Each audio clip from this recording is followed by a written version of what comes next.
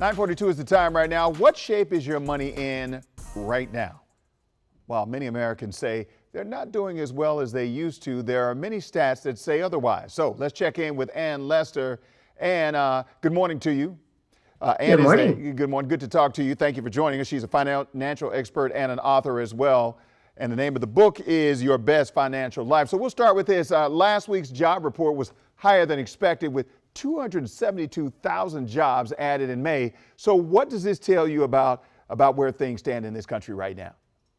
Well, I think from a jobs perspective, we are still creating new jobs at a pretty good clip, faster, I think, than anybody would have predicted, a year ago. So, from that perspective, it's good.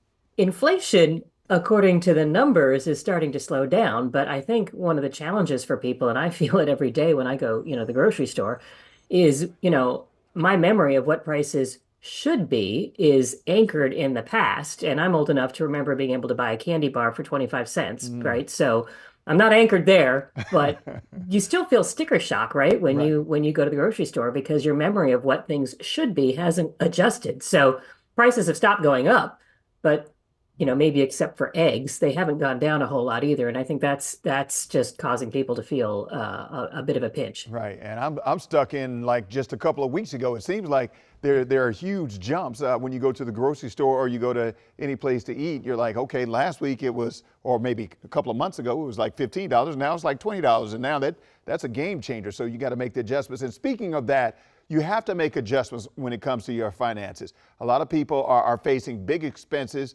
good or bad. We're talking about grocery store, student debt. You're trying to buy different things, homes, cars, whatever it is.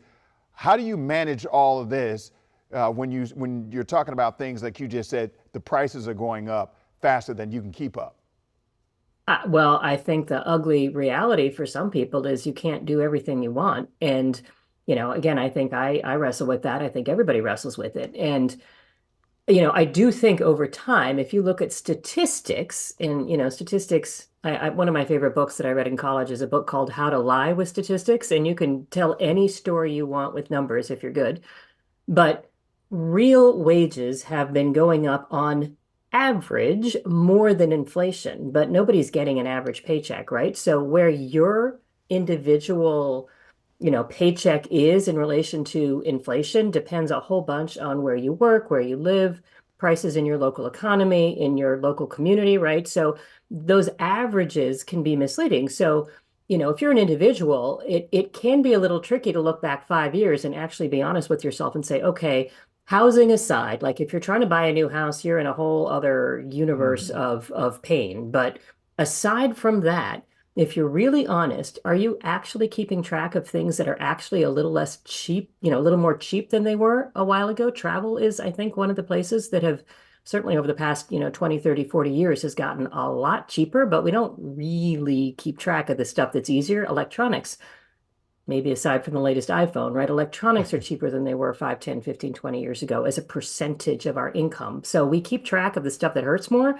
We don't keep track in our heads of the stuff that feels better. So part of it is that, but part of it is the ugly reality that your individual paycheck may not be keeping up the way the average is, and that just hurts. Right, it definitely does. Like we talked about at the beginning, everything seems to be going up, creeping up, and then all of a sudden you're like, wow, my candy Yeah. bar is like $2 now. Okay, all Yep. right. Yep. Yep. And thank you very much for waking up with us this morning. Ann Lester, financial expert, author of Your Best Financial Life. Thank you very much, and have a fantastic day. Thank you.